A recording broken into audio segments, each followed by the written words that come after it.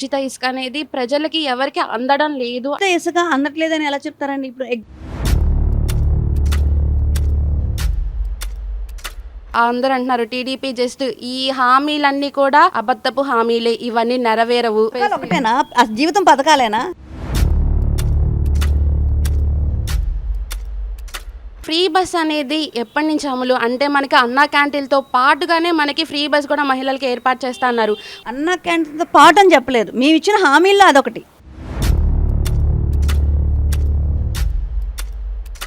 అందరికీ నమస్కారం, welcome to K7 media.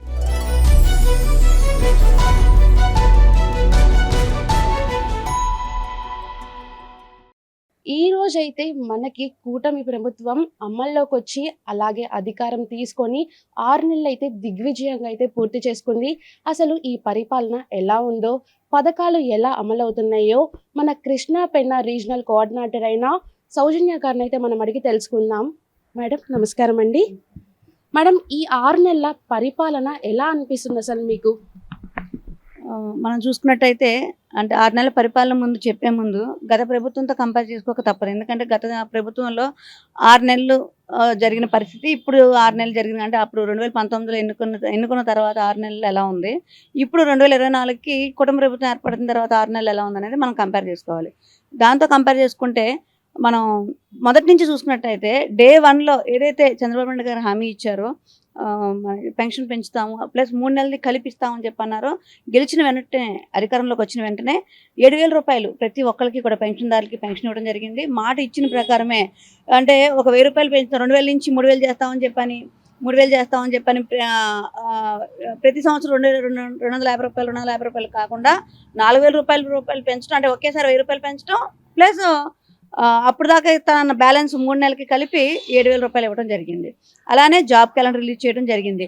అలానే ఏదైతే రైతులకు బకాయి పెట్టి గత ప్రభుత్వం అన్యాయం చేసి రైతులకి వెళ్ళిపోయిందో ఆ రైతులకి 490 కోట్ల పైచిలకు విడుదల చేయడం జరిగింది. దానికి తోడు ఈరోజు రైతుల దగ్గర నుంచి ధాన్యం కొనుక్కొని 24 గంటల లోపే ఆ ధాన్యానికి డబ్బులు చెల్లించిన పరిస్థితి మనం ఎన్నడూ లేని విధంగా ఈ కుటుంబ ప్రభుత్వంలోనే చూస్తున్నాము. అవును మేడం, కానీ ఇప్పుడు మీరు అంటున్నారు కానీ చాలా వరకు పథకాలు అనేది అమల్లో లేవు, ఉచిత ఇసుక అనేది ప్రజలకి ఎవరికి అందడం లేదు అని చెప్పేసి అయితే అంటున్నారు మేడం. ఉచిత ఇసుక అందట్లేదని ఎలా చెప్తారండి? ఇప్పుడు ఎగ్జాంపుల్గా మీరు ఛానల్నే ఉంది కదా, మీరు ఎగ్జాంపుల్గా మీకు ఏదైనా వెహికల్ ఉంటే వెళ్ళండి, రీచ్ల దగ్గరికి వెళ్ళి తీసుకోండి, ఎవరు అడ్డుకుంటారు మిమ్మల్ని? అంటే మీరు మీడియాగా కాదు, జనరల్గా మీకు మేము ఉచితంగా అంటే ఎప్పుడైతే అమలు చేశారో ఆ రోజు వెళ్ళాము. అలాగే వెళ్ళి కనుక్కున్నప్పుడు ప్రజలు అన్నారు మాకైతే ఉచితంగా అయితే ఏముండలేదమ్మా, అక్కడ ఏంటంటే ఒకేసారి ఓన్లీ ఇసుక అయితే వేశారు, కానీ ఇప్పుడు ఏంటంటే ఆ ఛార్జీలు ఈ ఛార్జీలు అని చెప్పేసి దాదాపుగా మాకు అదే పరిస్థితి అయితే వస్తుందని ప్రజలు అంటున్నారు మేడం. ఎలా ఉంది ఉచిత ఇసుక అంటే? ఓన్లీ ట్రాక్టర్ పెట్టుకొని అక్కడికి వెళ్ళిపోతే, అంటే ట్రాక్టర్ కూడా కాదు, మనిషి అక్కడికి వెళ్ళి నా ఇంటి అవసరాలకి ఇలా కానీ ఒక వైట్ కార్డ్ చూపిస్తే ఇచ్చేసేయాలి అంతే. అంటే వాళ్ళ ఆలోచన విధానం ఉచితం అనగానే వాళ్ళకి అలా అనిపిస్తుంది. కానీ ఆ ఇసుకను లోడ్ చేయాలి, లోడ్ చేయడానికి ఖచ్చితంగా ఛార్జెస్ ఉంటాయి. ఆ ఇసుకని ప్లస్ వాళ్ళ ఇంటి దగ్గర తీసుకెళ్ళడానికి ట్రాన్స్పోర్ట్ ఛార్జెస్. ఒక ఆటో ఎక్కితేనే మనం ఇక్కడ బెంజ్ సర్కిల్ దగ్గర నుంచి 1 కిలోమీటర్ ఆటో ఎక్కితే 50 రూపాయలు తీసుకుంటున్నాడు. ఇది 1 కిలోమీటర్కి ఆటోకి 50 రూపాయలు తీసుకుంటున్నాడు. అలాంటిది ఎక్కడ ఇసుక రిచ్ ఉంటుంది? ఆ ఇసుక రిచ్ నుంచి మీ ఇంటి దాకా రావడానికి ఎంత ట్రాన్స్పోర్ట్ ఛార్జెస్ అవుతాయి, లోడింగ్కి ఎంత అవుతుంది, అన్లోడింగ్కి ఎంత, ఆ ఛార్జెసే తీసుకుంటున్నారుగా. అంతేగాని ఎక్కడ ఇసుక ఛార్జ్ ఇట్లేదు కదా. మరి అది ఇసుక ఉచితం కాక ఇంకోటి ఏమవుతుంది కదా? ప్రజలకి ఏంటంటే ఇసుక ఉచితం అంటే వాళ్ళే లోడ్ చేసుకొని వాళ్ళే ట్రాన్స్పోర్ట్ పెట్టుకొని వాళ్ళు తీసుకొచ్చి వాళ్ళ గుమ్మం ముందు పెడితే దాన్ని ఉచితంగా భావిస్తారేమో.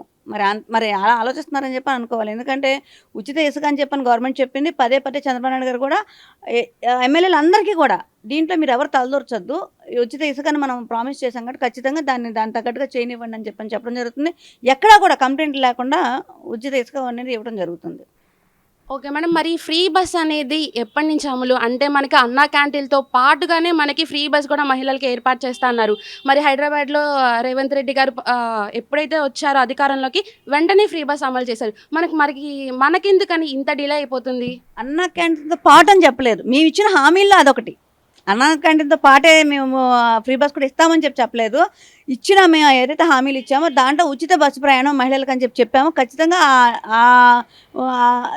ఏదైతే ఆ ఉచిత బస్సు ప్రయాణం ఉందో దాన్ని కూడా నెరవేరుస్తాం. కాకపోతే కొంచెం టైం కావాలి. ఎందుకంటే జగన్మోహన్ రెడ్డి ఏదైతే ఒక పెద్ద అగాధాన్ని సృష్టించి వెళ్ళాడు, చాలా పెద్ద అగాధం.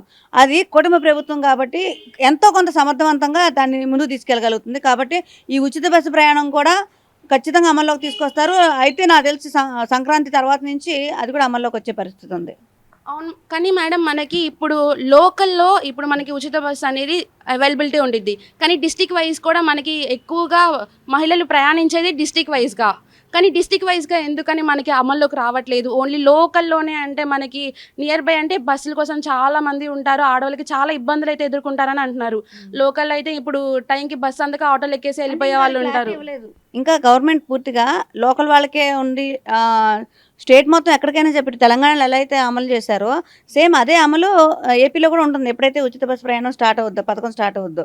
కాబట్టి ఈ లోకల్ లేకపోతే డిస్ట్రిక్ట్ వైడ్ అనేది ఇంకా పూర్తి క్లారిటీ లేదు. అంటే క్లారిటీ లేదు అంటే ఇప్పుడు అదే మీడియా వాళ్ళు చెప్పుకుంటున్నారేమో కానీ ప్రభుత్వం అయితే లోకల్ వరకే లేదంటే స్టేట్ వైడ్గా లేదు అని చెప్పి అయితే మాత్రం చెప్పలేదు. మనకి పవన్ కళ్యాణ్ గారు అయితే గత 10 సంవత్సరాలుగా ఎంతో పోరాడి ఇప్పుడు ఆయన పదవిలోకి రావడం జరిగింది. అసలు ఆయన పరిపాలన అసలు మీకు ఎలా అనిపిస్తుంది? ఎంత సంతోషకరంగా ఉంది? అంటే అందరూ చూస్తూనే ఉన్నారు కదా. మాకన్నా కూడా ప్రజల కోసం ఆయన పడే తపన, ప్రజల కోసం ఆయన తీసుకున్న నిర్ణయం ఏదైతే కుటుంబ ప్రభుత్వం ఏర్పడాలి, కుటుంబ ప్రభుత్వం రావాలి అని చేసిన పోరాటం ఏదైతే ఉందో అది సక్సెస్ అయ్యి ఈరోజు 100% స్ట్రైక్ రేట్ ఇచ్చి ఈరోజు ఈ స్థాయిగా ప్రభుత్వం ఏర్పాటు చేయడంతో పాటు ఒక దేశీయ నాయకుడి కింద ఆయన ఎస్టాబ్లిష్ అయ్యే తీరు చూస్తే మాత్రం నిజంగా యాజ్ అ ఫాలోవర్గా, ఒక అభిమానిగా, ఒక ఫాలోవర్గా ఆయన అడుగుజాడలో నడిచే వ్యక్తిగా, ఆయన భావజాలాన్ని బలంగా ప్రజల్లో తీసుకెళ్లే వ్యక్తిగా నాకు చాలా గర్వంగా ఉందండి. ఎందుకంటే ఒక వ్యక్తిని మనం నమ్మాము, ఒక వ్యక్తికి మనం ఫాలో అవ్వాము అంటే నిజంగా ఆ వ్యక్తి ఆ స్థాయిలో ఉంటారు. అలా నమ్మే పవన్ కళ్యాణ్ గారు వెనకాల నడవడం జరిగింది. కానీ ఎన్నో అవమానాలు, ఎన్నో బాధలు, ఎన్నో మాటలు ఇవన్నీ పడి కూడా నిలబడ్డాము. ఆ నిలబడ్డ దానికి తగ్గట్టుగానే ఈరోజు మేము అందరం తలెత్తుకొని నిలబడి చాలా గర్వంగా ఫీల్ అయ్యే విధంగా దేశం మెచ్చుకునే, ప్రపంచం మెచ్చుకునే నాయకుడి కింద పవన్ కళ్యాణ్ గారు తయారవడం అనేది నిజంగా మా అందరికీ చాలా ఆనందకరమైన విషయం. ఎందుకంటే మొన్న చూసాం మనం గూగుల్ మనకి ఏం చెప్పింది, దేశంలోనే రెండో వ్యక్తి సర్చింగ్స్లో, దేశంలో కాదు ప్రపంచంలో అనుకుంటా రెండో వ్యక్తి సర్చింగ్స్లో పవన్ కళ్యాణ్ గారు ఉన్నారు అని చెప్పాను. అంటే ఏ స్థాయిగా ఆయన ఏ స్థాయికి వెళ్ళారు ఆయన అనేది ఇంకా అది మాటల్లో చెప్పలేదన్నమాట. అది కుటుంబ ప్రభుత్వం వచ్చిన తర్వాత ఇంకా పెరిగిపోయింది ఆయన. అంటే ఒక సినీ నటన క్రేజే కాదు, ఒక పొలిటీషియన్గా కూడా పూర్తి స్థాయిగా ఆయన క్రేజ్ అలా పెరగటం. ప్లస్ అదే స్థాయిగా నిన్న కలెక్టర్ల సదస్సులో కూడా మీరు గమనించండి, ఏ నాయకుడు కూడా ఆ స్థాయిగా కలెక్టర్స్ని మీరు గతంలో సినిమా థియేటర్ల దగ్గర టికెట్లు అమ్మితే ఊరుకున్నారు, లేదంటే టీచర్ల చేత వేరే పనులు చేపిస్తే ఊరుకున్నారు, మీది బాధ్యత కాదా? అక్రమ రవాణా జరుగుతుందంటే మీది బాధ్యత కాదా? ఇసుక రవాణా అవ్వచ్చు, మద్యం రవాణా అవ్వచ్చు, ఈవెన్ మొన్న పోర్టులో పట్టుకున్న అంశాలు ఏదైతే పీడిఎఫ్ రైట్స్ విషయంగా ఉందో దానికి మీరు బాధ్యులు కారా అని చెప్పండి డైరెక్ట్గా కలెక్టర్స్నే ప్రశ్నించే పరిస్థితి ఉంది. అంటే పవన్ కళ్యాణ్ గారు ఏదైతే మాటలు చెప్పారో, ఏదైతే భావజాలంతో ఉన్నారో అదే భావజాలాన్ని అమలుపరుస్తున్నారు. నిజంగా ఇలా అమలుపరచడం, ఇలాంటి ఒక వజ్రం లాంటి నాయకుడు ఈ ఆంధ్రప్రదేశ్కి దొరకడం అనేది ఆంధ్రప్రదేశ్ ప్రజలు చేసుకున్న అదృష్టం. అలాగే మనకి ఇప్పుడు ప్రతి ఆడపిల్లకి 18 ఏళ్ళు దాటిన తర్వాత నుంచి కానీ వాళ్ళందరికీ కూడా అకౌంట్లో 1500 జమ చేస్తారని అయితే మనకు ఒక పథకాన్ని అయితే అమలు చేస్తున్నారు. కానీ ఈ పథకం మీద ఏ ఒక్కరికి కూడా సరిగ్గా క్లారిటీ లేదు. ఇప్పుడు మనకు ఒక ఫేక్ న్యూస్ అనేది అయితే ట్రోల్ అయింది. పోస్ట్ ఆఫీస్లోకి వెళ్ళి నోటీస్ చేసుకుంటే కానీ మనకి ఆ అకౌంట్లో పడవని అంటారు కొంతమంది ఏమో ఆధార్ లింక్ చేసుకుంటే చాలని అంటారు. అసలు ఇవి ఏ కేటగిరీస్లో పడతాయి అనేది ఇప్పుడు ఇంతకుముందు వాలంటీర్స్ ఉంటే ప్రతి ఒక్కటి వాళ్ళే వచ్చి మనకు అమలు చేసి వెళ్ళేవాళ్ళు. కానీ ఇప్పుడు వాలంటీర్స్ లేరు. దానివల్ల మాకు చాలా ఇబ్బందులు అవుతున్నాయి. మేము ఎవరిని వెళ్ళి అడగాలి, సచివాలయంలోకి వెళ్తే మాకు సంబంధం లేదు అంటున్నారని చాలామంది అంటున్నారు. అలాగే పోస్ట్ ఆఫీసుల దగ్గర కూడా చాలామంది క్యూలు కట్టేసి వెయిట్ చేస్తున్నారు. కానీ ఎందుకు చేస్తున్నారో కూడా వెయిటింగ్ వాళ్ళకే అర్థం కాకుండా ప్రజలు చేస్తున్నామని చాలామంది భావోద్వేగానికి అయితే వాళ్ళు ఎదుర్కొన్నారు. అసలు దీని మీద మీ అభిప్రాయం ఏంటి? అంటే ప్రజల పరిస్థితి ఎలా ఉందంటే, ఆ రోజు సచివాలయం సిబ్బంది వచ్చినప్పుడు మేము ఉండే టైంలో రావట్లేదు, మేము లేని టైంలో వస్తున్నారు, మాకు పద్దాకా ఇదే పని అన్నట్టుగా ఉందన్నట్టు అన్నారు. ఈరోజు సచివాలయాలు ఉన్నాయి. ఇప్పుడు ఈ డివిజన్ ఉంది, ఈ డివిజన్కి సచివాలయం 150 ఉంది. అక్కడికి వెళ్తే చాలా చక్కగా వాళ్ళు సమాధానం చెప్తారే. ఎక్కడా కూడా ఎవరు హార్ష్గా సమాధానం చెప్పే పరిస్థితిగా ఏమీ ఉండదు. కాకపోతే ప్రజలకి ఏంటంటే వెంటనే అన్నీ అయిపోవాలి. వచ్చే ఫ్రీ అంశాలు కూడా, ఫ్రీ పథకాలు ఏదైనా అవి కూడా స్పాట్లో వచ్చేసేయాలి. అది కూడా ఏ కష్టం పడవసరం లేదు, ఏం కష్టపడకుండా వచ్చేసి ఇంట్లో ఏదో వాలిపోవాలన్నట్టుగా జరిగిపోవాలి. కాబట్టి ఇక్కడ అలా అధికారి సచివాలయంలో ప్రతి ఒక్క ఇన్ఫర్మేషన్ ఉంటుంది. చక్కగా వెళ్ళండి, సచివాలయంలో కనుక్కోండి, ఆ ప్రొసీజర్ ఏదైతే ఉంటుందో అది ఫాలో అవ్వండి. ఖచ్చితంగా మీరు అర్హులైతే మీకు ఆ పథకం కన్ఫామ్గా వస్తుంది. అసలు ఈ పథకం రావాలంటే మెయిన్గా అసలు ప్రజలు ఏం చేయాలంటారండి? పథకానికి ఇంకా అమల్లోకి ఇంక పూర్తిగా రాలేదు, అది టైం పట్టిద్ది. కాకపోతే ముందు సచివాలయంలోకి వెళ్ళాలి. సచివాలయంకి వెళ్ళి వాళ్ళు ఏదైతే నామ్స్ ఇస్తారో ఆ నామ్స్ ప్రకారమే మనం ఫాలో అవ్వాలి. అంటే మీరు అన్నట్టు కొంచెం కన్ఫ్యూజన్ అయితే ఉంది. పోస్ట్ ఆఫీస్లో ముందు కట్టుకోవాలి, అక్కడ అప్లై చేయమని చెప్పారని కొంతమంది నా దగ్గర కూడా వచ్చి చెప్పడం జరిగింది.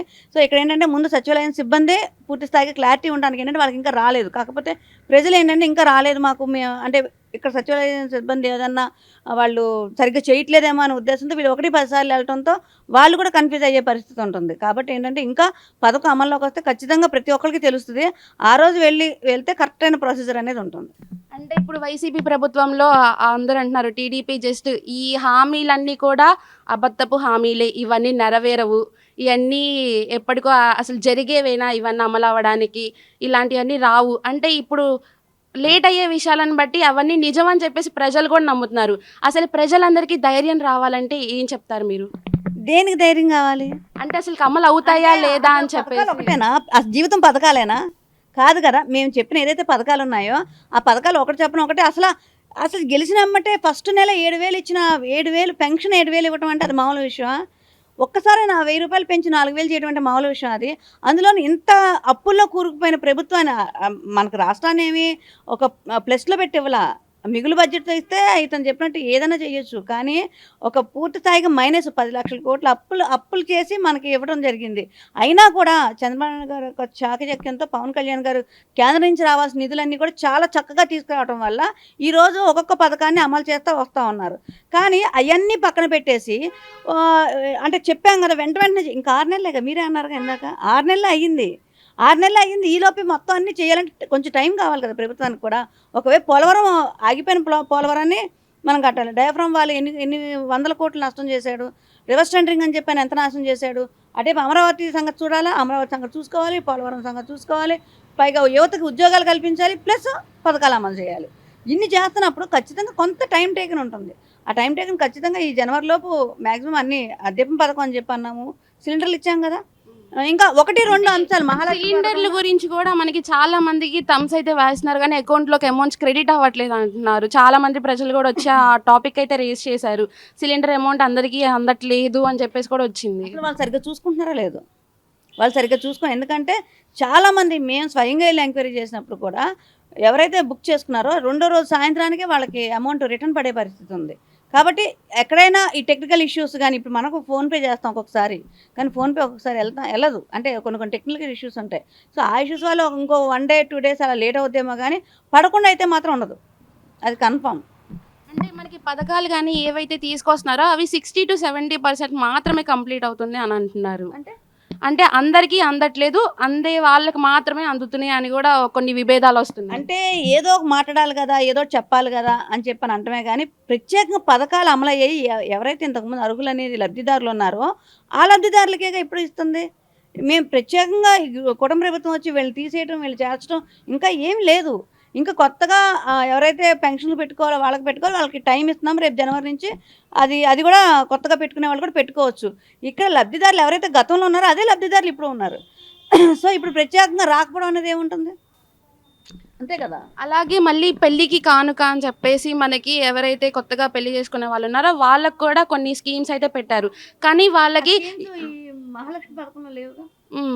అంటే ఇప్పుడు కొంతమంది వచ్చి అప్లై చేసుకుంటున్నారు కదా మేడం, కొంతమంది వాళ్ళు ఏమంటున్నారంటే అప్లై చేస్తున్నారు, అప్లై చేశాక ఇంట్లో ఎవరికైనా ప్రభుత్వం నుంచి వచ్చే వసతులు ఏమైనా ఉన్నా కానీ వేరే విధంగా ఏమైనా ఉన్నా కానీ వాళ్ళకి అదనేది క్యాన్సిల్ అయిపోతుంది. కేవలం ఇలాంటివన్నీ తీసుకొస్తున్నారు కానీ ఏదో ఒక రీజన్స్తో ఆపేస్తున్నారు అని చెప్పి చాలా నెగిటివ్ టాక్ వస్తుంది. సంక్షేమ పథకాలు అంటే ఎవరి కోసం అమ్మా? ప్రజల కోసం అంటే ఏ కేటగిరీ ప్రజల కోసం? ఏ కేటగిరీ ప్రజల కోసం సంక్షేమ పథకాలు? కేటగిరీ వైజ్ కాకుండా అన్ని కేటగిరీస్కి మనకి కేటగిరీస్ అంటే నేను అనేది బిలో పవర్టీ లెవెల్స్, అంటే వాళ్ళకి ఒక ఇన్కమ్ లెవెల్ ఉంటుంది.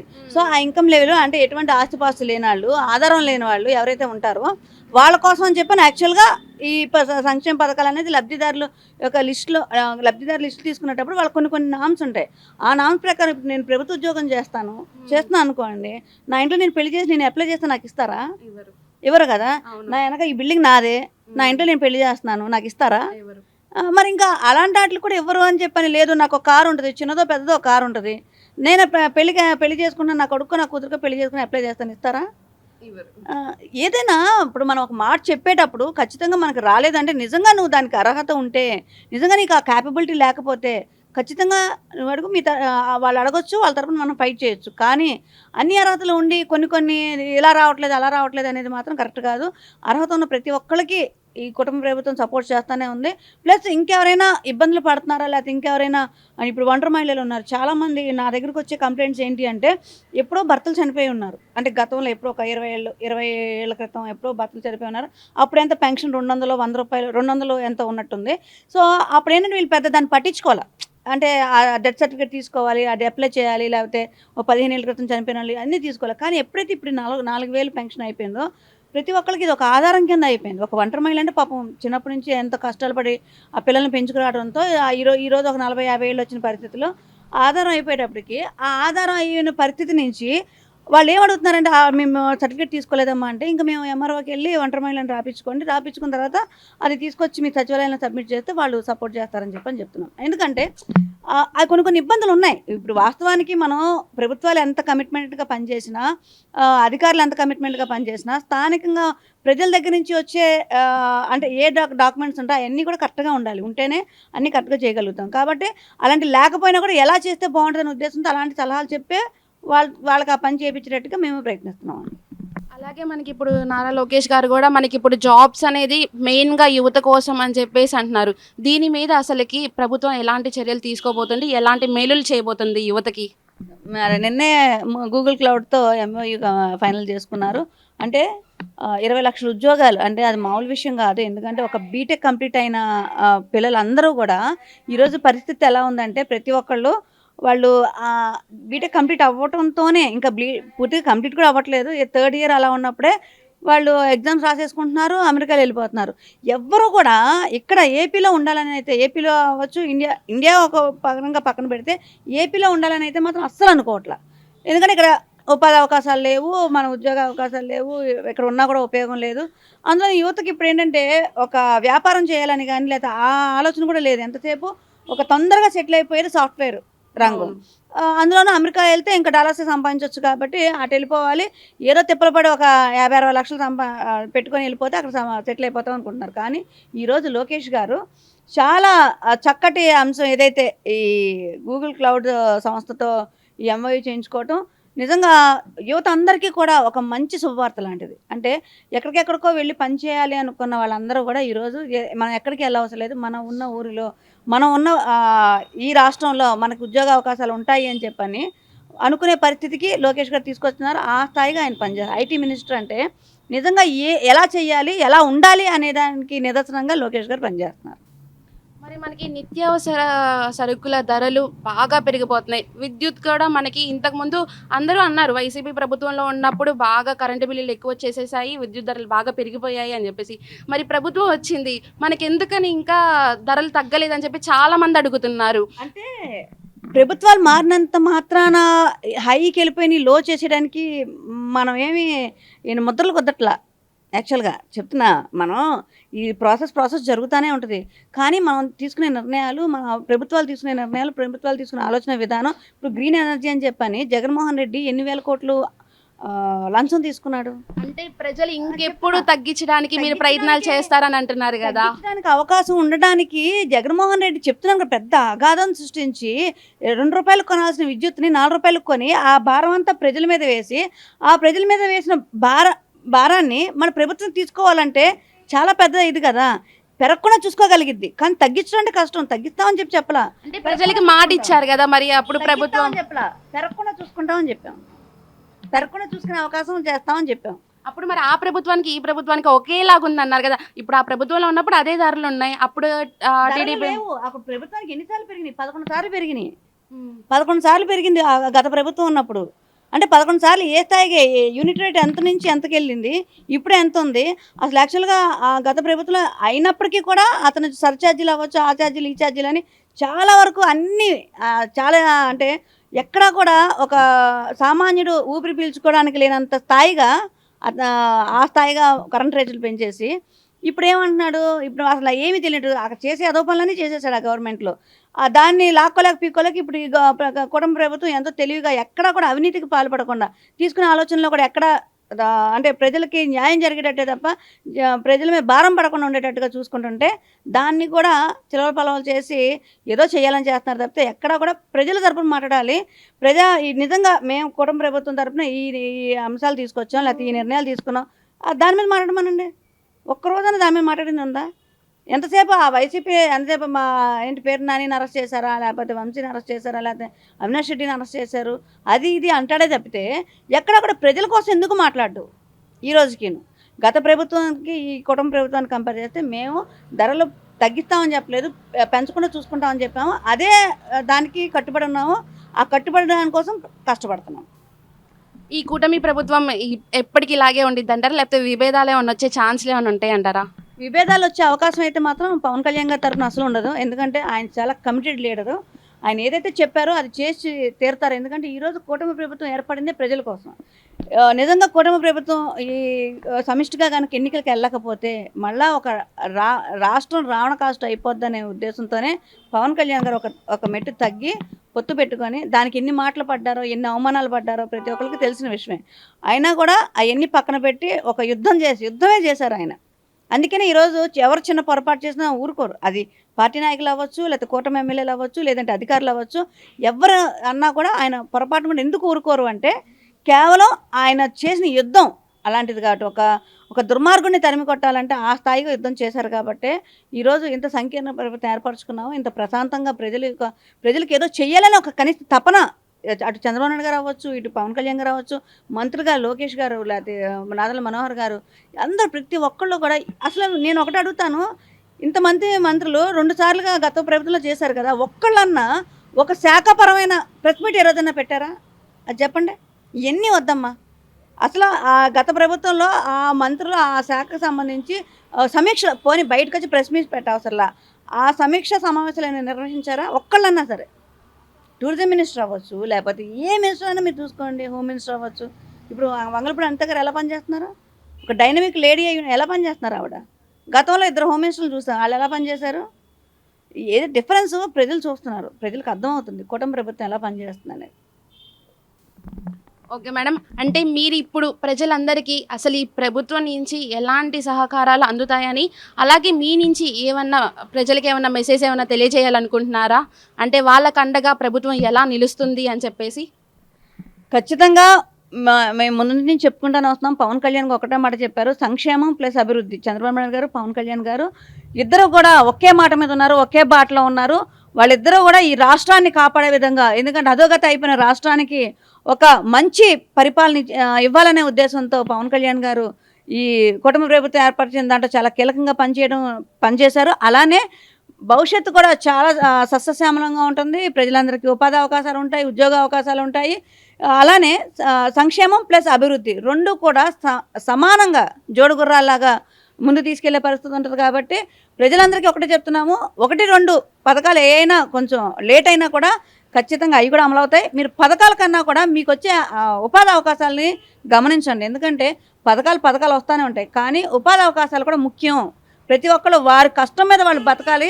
ఆ బతికే క్రమమే ఈ ప్రభుత్వం ఎలా బతకాలి అనేది చూపిస్తుంది. కాబట్టి ఆ 2 సమానంగా ముందుకు తీసుకెళ్తుంది. కూటమి ప్రభుత్వం సూపర్ సక్సెస్ అవుతుంది. అలానే ఇంకొకటి ఏంటంటే చాలామంది అపోహలు ఏంటంటే కుటుంబ ప్రభుత్వంలో చీలికలు వచ్చే అవకాశం ఉంటుందేమో అని చెప్పని చాలామంది ఆనందపడుతున్నారు. పొరపాటును కూడా చీలికలు రావు.